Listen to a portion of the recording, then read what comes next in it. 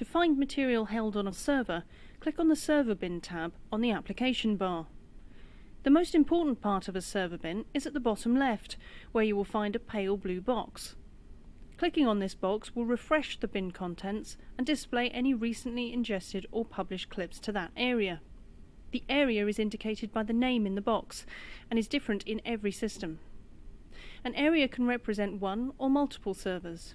You may find if you click and hold on the area box, you have scrolling options to search different areas of the system. The server bin does not automatically refresh, and this is the most common thing people forget. You must click on the area box to perform or refresh a search. Any bin column can be used to define a search, and multiple columns can be used at the same time. If no search criteria has been entered, this is called an open search, and will display the most recent 1,000 entries to be ingested or published to the area you are searching.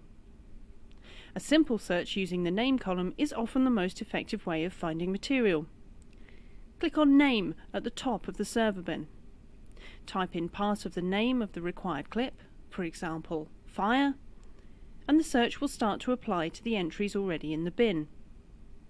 Click the pale blue box at the bottom of the server bin to search the whole of the selected area and not just the most recent 1,000 entries. If you enter a space and start another word, the system will look for 2 words instead of 1. You can see the searches that are being applied on the bin tab at the top left. Double-click on this tab as a quick way to remove all searches and sorts.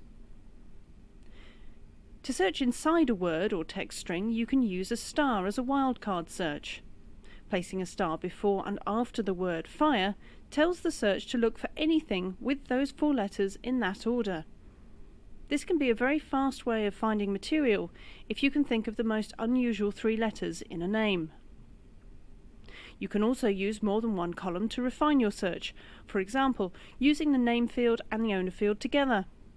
The data available in each of these fields will depend on your naming convention. You can also sort the columns.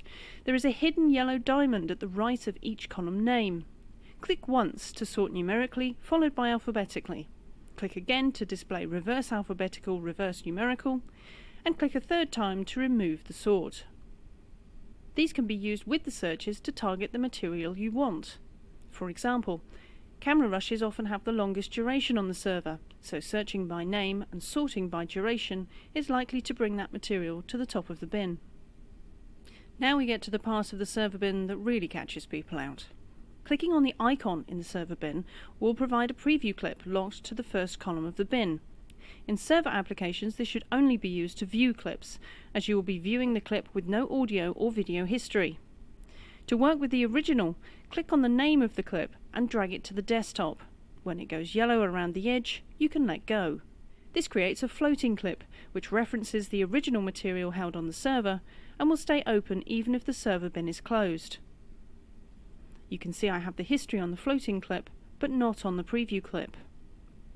If you double-click on a name in the server bin, you also get a preview clip, so dragging and dropping the name is the only way to get a floating clip with its history.